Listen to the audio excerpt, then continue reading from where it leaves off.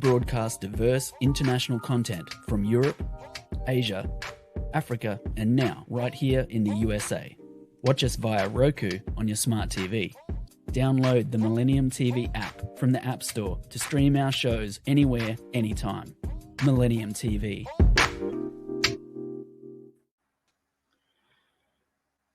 Good afternoon, good morning, and good evening for all parts of this world, viewers and listeners. Welcome to our today's live show with me, Amar Islam, and on our today's honorable guest, Manowar Lagari. He is a very active human rights activist, exhaustively involved in raising strong voice and staging different marches, gatherings, briefings, etc., etc. Today, we will be listening from him. Mr. Lagari is here, and we will be also sharing some current affairs with our viewers. As viewers know that the latest thing, that very hot subject came up on this globe is the International Court of Justice has put an order against Israeli president to come up with a plan during the war between Hamas and themselves, how they will be protecting or taking more steps to protect the civilians in Gaza. Though pro-Palestinians activists waved flags during this session in the International Court of Justice. Having been said, this act of violences, the act of human rights violences, and also act of war crime and genocide is igniting in different part of the world, which is very much alarming to the civilians and civilians' rights of this globe. Part of it that we got here, viewers, with us, Mr. Lagari, whose name is Manowar Lagari, and his fans call him Sufi Lagari. He's a very active activist who roams around Geneva, Africa, and different parts of USA, promoting the human rights of his domain area, of his civilians. Let us hear from him about his story and his involvement in this march and briefings in different time and different places, and how long he have been doing it and how he became involved in this process. The very sensitive person that realized about his domain people and walking all around the world, Mr. Lagari, Manowar Lagari, is an icon of his people. I right now going to Mr. Manowar Sufi Lagari to introduce among the viewers and also among the world. He is attending this session from USA to our studio that I am conducting is from Washington, D.C. We have studios in Dhaka, Bangladesh, and also New York, USA. Further, we walk through Mr. Lagari that how he got involved in this process and how he's still working and what are the dilemmas, what are the stigmas, and what are the problems that he is facing during his process of activist working for human rights violations in his own domain area it is very touching stories that we will be listening from Mr. Lagari today. Mr. Lagari, I'm trying to reach you out from this stage. If you can say from which part of this world you are, Mr. Lagari. Mr. Amar Islam, first of all, I want to thank you very much, you especially, and also Millennium 24-hour news, this channel, that they gave me opportunity to share my story, my struggle, and more than that, my people of Sindh, their suffering, their pain and agony, and what is happening, especially in that part of the world, is not know much about it.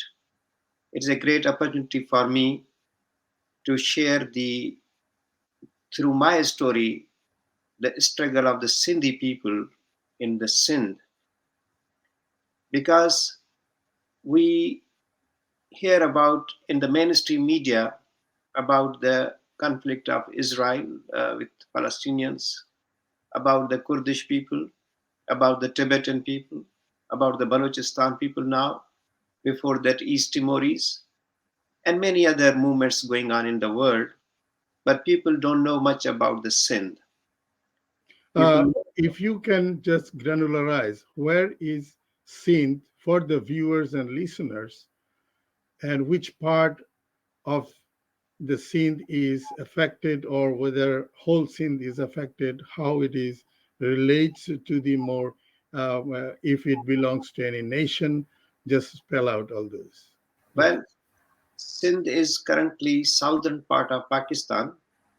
Pakistan, which was founded in 1947, that time was the five provinces, five they call provinces, and I would call that five state. Bangladesh was that time was also part of the Pakistan in 1947, and Sindh is the southern part of Pakistan. But Sindh, in the history, remained always an independent country. But when 1840, the Britisher colonized Sindh, conquered the Sindh, and when they left in 1947, Sindh became the part of Pakistan. So basically, Sindh is the southern part of Pakistan right now, and Karachi is the capital city, biggest city of the Pakistan, capital city of the Sindh. And I'm from the Sindh, the second largest city of Hyderabad, where I was born and grew and got education, and from that region. Thank you so much, Mr. Lagari, that giving demographic locations or topography of your location. Um, Now let's go, like you mentioned about Bangladesh and other provinces for during 1947 status. But as we know that the built of the name Pakistan doesn't have any alphabet of or the syllable of B. So how Pakistan was formed and Bengal was excluded from the naming of Pakistan. If you have any idea about that, It um, is it is a very interesting story because the of the subcontinent, like in the sense of the Pakistan name, and they say that in 1923, when Rahmat Ali was published a pamphlet and put the name of Pakistan, and even the B Balochistan is also part of the Pakistan, but it was conquered. It was attacked and became the through even not in 1947 but 1948, and I think in August 11 they became the part of mhm. Pakistan when they conquer Balochistan. So, but basically, Pakistan was founded by the British, but of course, the Sindh and Bangladesh was the two first provinces that which became the part of founded the like a resolution in Sindh, GM Sayyid, and Bangladesh, I think Fazlul Haq.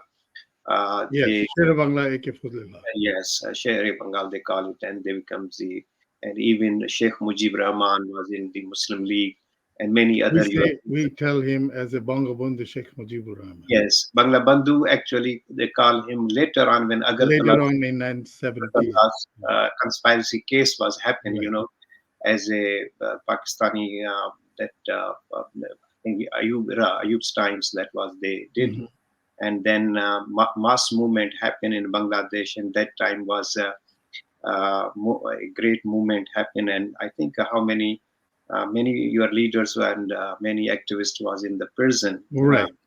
The Agartala was in India, not in Bangladesh. Mhm. That is the Pakistan. The conspiracies always happen with smaller province. Although Bangladesh was not a smaller province, it was the biggest province. But I think Bangladesh, the movements in Bangladesh is always inspiring for the smaller provinces, even now in the Sindh and Balochistan. So let me connect with your word that you used, the inspiration, the inspires. So what makes you inspire to work for as an activist, human rights activist? Well, when I was in Sindh, and even in 1971, I was in a school, primary school. I was very small kid, but that time we hear the even the airplanes and reading some listening some news that this is the movement going on in Bangladesh, the freedom movement. From that time we got the inspiration, honestly speaking, of the Sindhi people. The Sindh and Bangladesh has two kind of the relation. One is relationship was the Bhutto and Pakistani, or the that kind of, you can say that. But the other relationship, the Bangladesh, the Sindhi people always support to the Bangladesh people, always. Even during that time, our leaders, our activists, our writers, our poets, to support the Bangladesh movements and Mr. Lagari, as you said that you found some similarities Mhm. regarding Bengalis and the Sindh people. Can you name some very vital factors or vital subject matter that relates to these two areas? Well, one is like you see the movements in Bangladesh during the the Awami League got the uh, all the seats in Bangladesh, Like the 70s election. right, 1970 election. But the Sindhi nationalists who support to the Bangladesh, not to Pakistan. Sain GM said, Qazi, Why they support it? That's what I'm trying to find out. That it's not the matter of supporting, must be something that they liked. What yes, they missing in their part, which Bengali fought for that? Can you name like a couple of factors that relates and Sindh people is missing and Bengali achieved those, and that's why it's your inspiration. well, one thing which is, I think, a major factor is the Sindhis and Bangladesh people are secular people. They are very secular. That is the factor which is Right. connected with us. Mhm. And I can will going to speak about the current situation too, but that is the one I can say that the Bangladesh people has the courage and hospitality and the democratic nature and the the leadership and like a Mujib when came in the Sindh, our Sindhi leaders welcome him. Not Bhutto. Bhutto is a Pakistani leader. The Sindhi leaders means just like I mentioned you, the GM Sayyed. They actually support Sheikh Mujib Rahman. Even when Sheikh Hasina was in US, I was here. I met one time her in one Awami League's friend's house. I went to meet her and her son, Joy. And then after that, another one event, I met Sheikh Hasina, and I feel more comfortable. Means connection with the Sheikh Hasina and Awami League and those friends compared to the any She's Pakistani. the honorable prime minister of Bangladesh. You mean Ye- to say her, right? Yes, exactly. And a daughter of great leader Bangla Band. Bangabandhu Sheikh Mujibur Rahman, who is the father of the nation of Bengali nation. Exactly. Yes. So we have a kind of a natural connection, not only the, I can say the, some kind of the historical or political or social.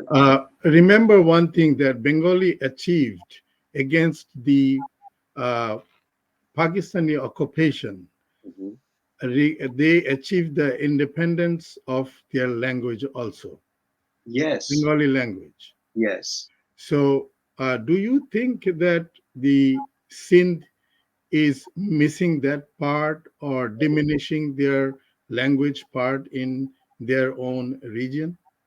Yes, actually, the phenomena over there, you can see that from the very first day when I recall that the person who actually said that Urdu will be the Pakistan's, Mr. Zinna. yes, Mr. Jinnah, and that he said that there will be the, and then Jaqat Ali Khan also said that the Pakistan's will be the official language will be Urdu. How come then the Bengal is 99.99% is Bangladesh Bengali language?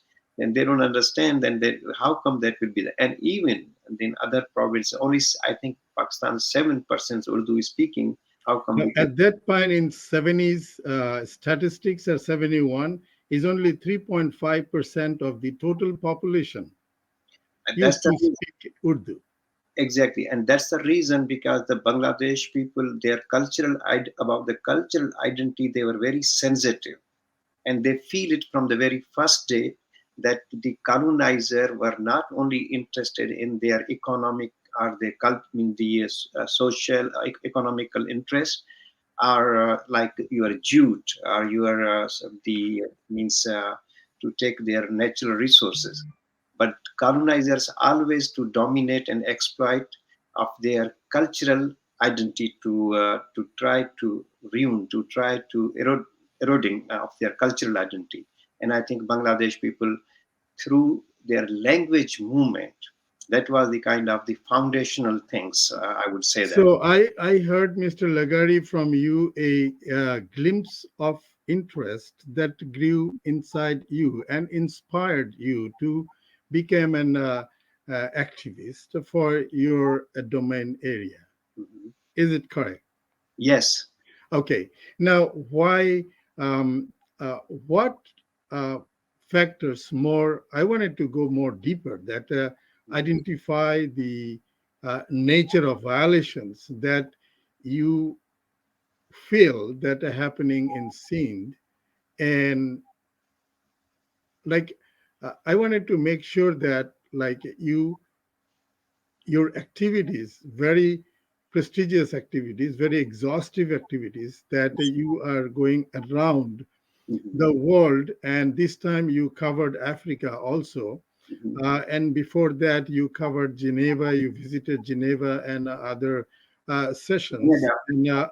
and raising your voice. Like raising means you are your voice to be heard Yes. to the you make your voice to be heard to the world community.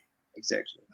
So tell me about something that some occasions or something that you did. As you saw that in my background, I have put the banner Mhm. that you did a walk for human rights Yes. in Washington, D.C. on January 24th, 2024, Mhm. right? Yes. And That's then you did the congressional submissions, like you gathered some people over there from from Sindh, and other human rights activists were speaker over there. So can you give me your work that you have done from little beginning? You can put yeah. it through there. Well, I like mentioned you that the Bangladesh is always inspiring. So I studied how the Bangladesh did the overseas work, international work, and that was I was living in New York in from 94 to 97, and then I moved to Washington D.C. and I met through some friends, Mr. Dr. Jafarullah first time, and Dr. Jafarullah came in Washington in 1997, and then he actually now died, but then that time he introduced me our good friend Mr. Jamal Hassan. Mr. He Jamal Hassan Jamal from, Hassan, he is very, a security analyst. yes, he's a very actually, he is the person who connect me with the many Bangladesh friends, and not only in the US, but in Bangladesh, in Europe, and Australia, and many places. And he's really, Jamal Hassan is a kind of the, then he support me, he participate, he came, and even many times he guided me in a different way. I call him that my mentor. Even I was active in Geneva doing in our Africa. He said, what are you doing over there? Come over here in Washington and then do your activities, and more important work is over there. You put a lot of foundational work here. And I came in December from Africa, and I announced that walk for human rights. Although before this walk for human rights, I walked from New York to Washington D.C. 350 miles for human rights violation in Sindh and other parts of Pakistan. And in 2022, I walked from the Toronto to Ottawa, and 428 kilometers. And then I announced over there to walk from Paris to London in 2023. And then I went to walk in Senegal, actually, a very small place. It's called Tubakuta. Some of my friends actually gave me the opportunity. More than 300 people walked with me. It was a small walk, but that was kind of the symbolical. So this walk for human rights, I just January 24, 2024, I announced because I saw in the Balochistan from Dr. Maharang Baloch, young girl. She's a doctor. She walked from Turbat area to the Islamabad, 994 miles, and she actually also gave me a great inspiration. And many women in Balochistan, they actually came all the way and to Islamabad. 40 more than 40 days actually they were walking, and when they reach over there, and over there the Pakistani the governments and authorities and agency tries to suppress them. Finally they actually very disappointed and went back. And this is the, I'm just not talking about the smaller human right, I mean smaller nations of the human rights violation, like Baloch, Sindhi, Gilgit Baltistan, Hazaras, but even the religious minorities like Ahmadis, and many others, Christians, Hindus. Forced conversion like is a big Oh, another it's a very, very big crime, though. very Yes. big crime. Yes, forced conversion is another, like in blasphemy laws. One person is called, one is a professor, Notan Lal. He's in the prison now. He got 25 years, like a death penalty, kind of the death penalty, 25 years sentences. So these kind of the issues which I raise in the U.S. Congress, in the United Nations in Geneva, and the United Nations in the New York. I did 7 days hunger strikes in front of the United Nations, and also in the Washington D.C. in the Congress because of these human rights violation. And I got a very good attention from the different Republican and Democrat congressmen. And Congressman Brett Sherman actually founded the Brett Sherman is the that area South Asian caucus, one of the caucus chairmen, yes, right? one of the yes, exactly. And even I have sometimes like any issues in other parts of the world, I also raise in the here my activism. I like a Tibetan, my friends are Kurdish, my friends. I support them. We coordinate. I have one question to you. Like when you travel, maybe Yes, I need to go back to one question that like um, how did you came across with more Bengali people or activists in this area? I yes, like to hear from you because you put a lot of um, likeness with Bengali, yes, and definitely you were looking for Bengali leaders, Bengali people, those who can come with you. yes. Uh, Well, yes. Uh, Whenever I speak, even at the floor of the United Nations or in the Congress, you go and watch my those testimony or intervention. I get always try to as an example of the Bangladesh movement, Bengali people's movement. It's very very important. Even some other my friends and my colleagues, they notice that and they ask me the same question which you are asking, that why. I think Bangladesh is a model, is an ideal struggle and movement Model for for a democratic democratic. establishment and coming out of the clogs. Exactly. Is I think like still when I go to the United Nations, still the any side event or any kind of the and one reason I still need time to go and go to Chattanooga, go to those some different places. I read books about Bangladesh people and movements, but when I go to see, like I went one time only in Bangladesh, and when I see that war memorial museum, it's really touching to the heart. It's and but it's still a lot of need to bring the awareness among our own people that how Bangladesh movement happened and why they got independence. Although they want to live in Pakistan, Sheikh Mujibur Rahman until the last minute he never asked that I want to say a separate means Bangladesh. Or, he never said that.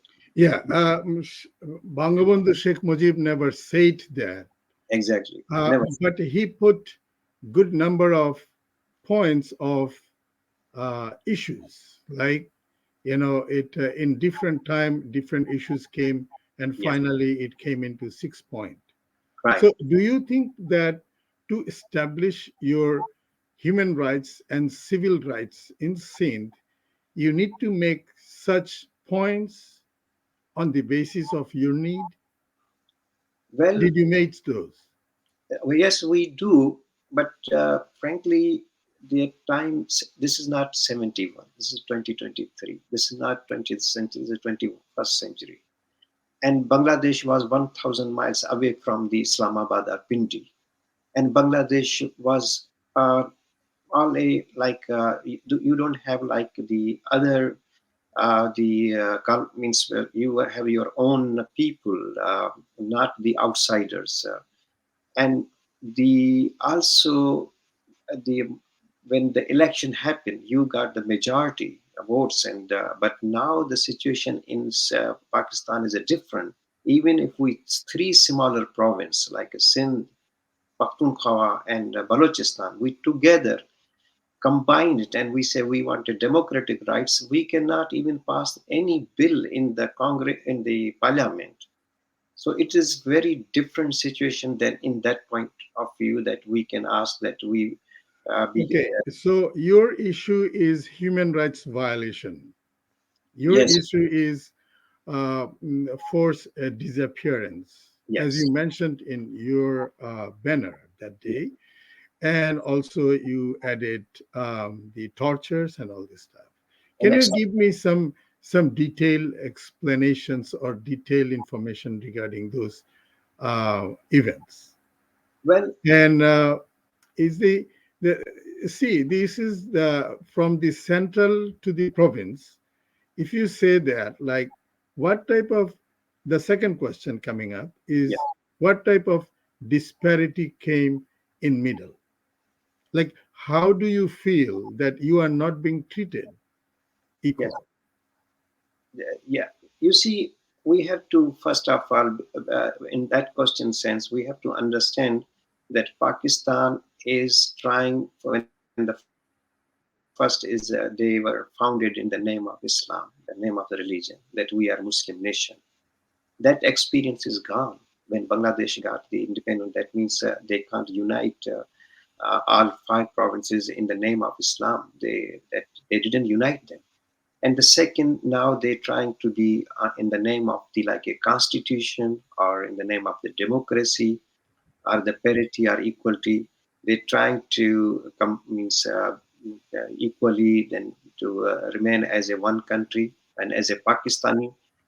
The Sindhis and Baloch and Pashtun. I don't say Pashtun, but Sindhis and Baloch don't feel like that kind of the way that which is a threat to their identity. So I would say that the one major issue in the Pakistan, I would say not just a crisis or conflict, but it's a contradictions that our identity issue, our nationality is the major human rights issue, is a big challenge for our historical. Like, Okay, Mr. Lagari, yeah, we are going to a very small short break. sure. And after the break, I will come back to you. Viewers, be with us and be concentrated to listen to Mr. Lagari's events and much to say, much to explain. Thank you for being with us today. And we are coming back from our short break. But the question lies, I will come up with more disparity issues which is means the inequality issues.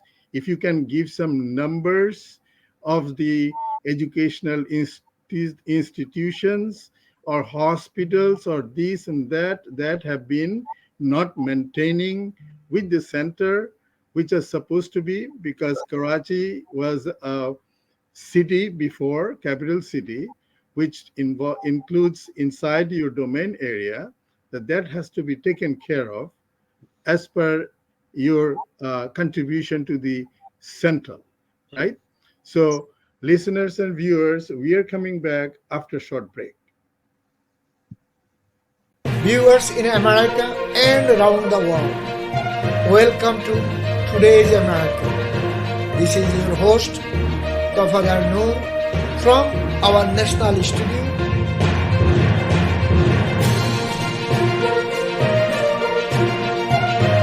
Viewers, every week we are bringing Today's America, your voice, your rights, American rights, minority rights, colorful people rights.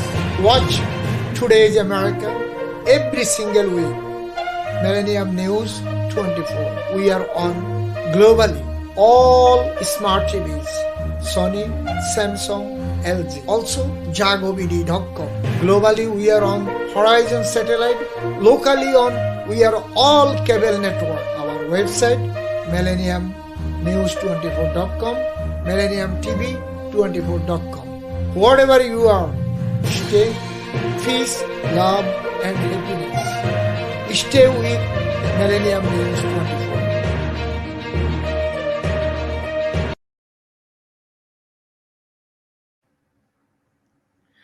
Viewers, we came back from our short break. Again, we are starting knowing things from Mr. Lagari. Before that, I wanted to request our viewers and listeners to like our Facebook page and be subscribed with YouTube channel and stay with us. Thank you, viewers and listeners, for being with us. And let me go back to Mr. Manohar Sufi Lagari again. As I said, the inequality that within your province and the central, as we know, you mentioned that Sindh and Karachi and all these business provinces are there. So definitely the central gets more inputs, more incomes, more revenues out of those activities in the city. At the same time, the center should allocate and respect to that domain civilians for their resources, for their civilians amenities. So can you go through that, please? You see, like I can give you some numbers and factors also. I want to go again back to Bangladesh when the Tika Khan said, "We need Bangladesh land, but not people." Yes, I wanted to reiterate two things. In the month of February 1971, I'm glad that you they remember. said Hmm. that kill 3 millions of Bengalis and the rest will eat out our hands. Hmm. That indicates to wipe out Bengalis from the East Bengal. That means from their own land. And the another verse that came that you said that uh, we need land, no people. No people. And So imagine, they have indicated through their verse and dialogues, they indicated the commitment of genocide. It was a planned action against Bengali people to eradicate, in whole or in part, yeah, Bengali people from East Pakistan. So it was a planned action that committed during 25th of March, organizedly and simultaneously. mhm, So any that is a planned action that is not an isolated, mhm, which there is no isolated. It's all part of the one action, planned action yeah, targeting um, unarmed civilian Bengali people. right. That commits genocide, definitely. But do you think this happened in Sindh or the provinces that you're mentioning? Yes, and I would say that like in Bangladesh search operation, I think that was March 25. That was the night when in the Dhaka universities. So when But and see, mm, you need to understand that such thing that did they reiterate mm, with or they repeated that in your province in some way or mm, trying to do that in some way. it Tell is me those stories that yes. those events that happening now or in near past or near few years that happening. That's why you are raising alarm Mhm, and your marches, your activities mhm. because of that. So I wanted to hear the viewers and listeners also are interested to hear what happening in Sindh in your domain location. Mr. Amar Islam, our university is mostly occupied by the Pakistani Rangers. Our cultural heritage institutions is occupied by Pakistani militaries or these intelligence or securities. Those are our heritage places. And in that edition, in the plain clothes, in now not just in the district, but in every telka, they have this like a their offices and watching our every person's the activities. They record the telephone calls and like is kind of the and the cantonments, 13 cantonments in the Sindh province. 13. For what? We are peaceful people. We don't have any problem with anyone. Why they are? So And you mean to say that indicates a silent military operation military operations happening in Sindh. civilian facilities. Exactly. And what we're contributing 70% revenue in the Pakistani center. We are giving the 70% of the revenue. If you can check 109, like uh, the 93 countries, how many Sindhi peoples as ambassador or their missions or the consulates or the high commissioners, I would say not 1%. If you check the Pakistani military institutions, we never got any like generals or anything. If you check the Pakistani cricket team, not as means 1 or 2%, not person, not percentage, 1 or 2% in playing in the cricket in the world. Hockey, tennis, any games you can say. And it's like a racism. It's a it and go any kinds of the like in the port or any institutions, WAPDA, or even the judges, even the parliament, even in the Sindh province, we the Sindhi senators or Sindhi the members is sometimes less than the compared to the means with the non-Sindhis. So how can we can be survive in that situation? So And now, to make yourself clear that Mhm. from the point of uh, representing in your uh, um, topmost provincial houses Yes. where the lawmakers are there, do you have the Sindh people have option to vote to their own representatives? Well, yes, practically you can say yes, but it is like a controlled democracy. It is not the democracy like you people in in Bangladesh or in India or in America or other parts of the world is happening.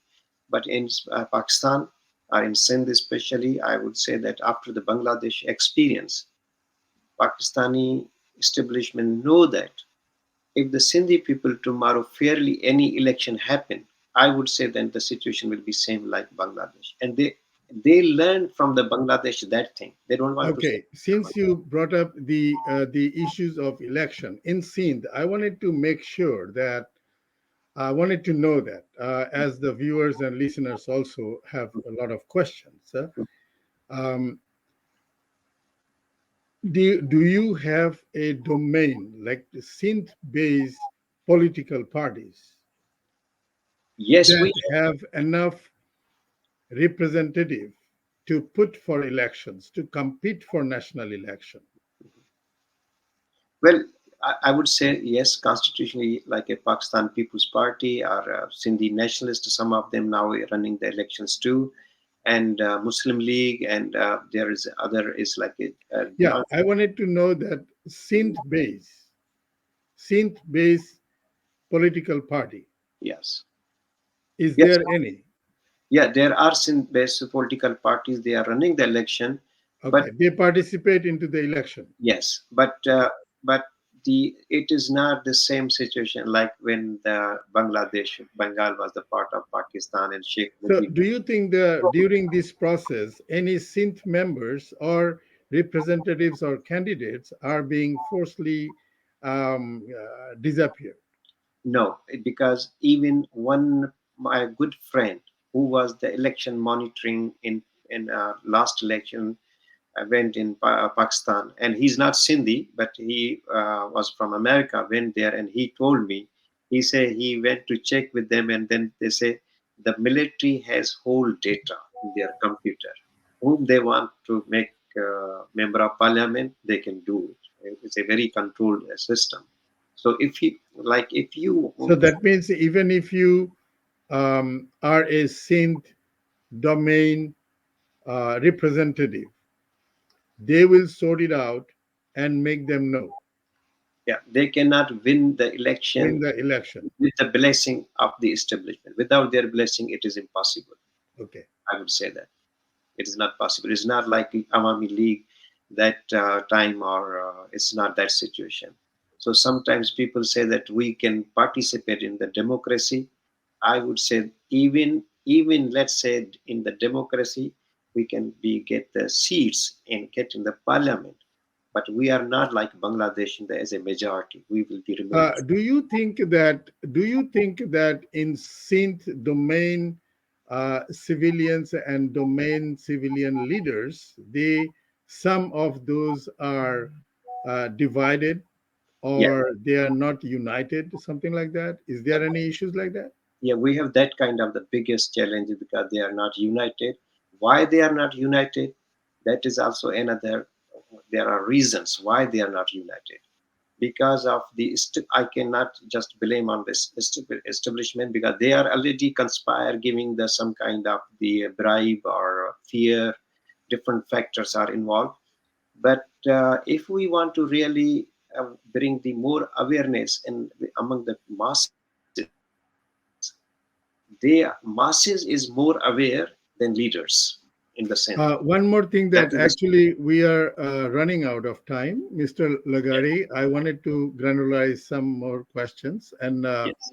I wanted to say that, like uh, aspect, Mhm. in your aspect, all the leaders um, are coming up from the big families, I know, and then civilian leaders coming out from their fan part.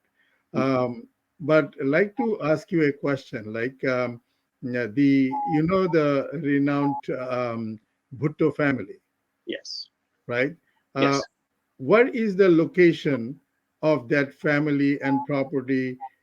Whether it is, I know it's a synth, but it is affecting the mentality or support of the synth people or not? The reason of the Bhutto family is dominant is still in the Sindh because they are from the Sindh. Because one reason is Bhutto himself was hanged by the military, and his two son also. One was killed in mysteriously in France, and the other son was also murdered day night means day Right. night in Karachi, and the daughter was also. And so I think that is the reason the people had a sympathies. But now, even now, things is changing because their whole family is gone. Gone, Uh, gone. People Okay, have I just wanted to see. I just wanted to like to sense out unnecessary. that how their influence works in your area or not. Anyway, another thing is like I will give you only 1 minute Yes. to make a concluding statement.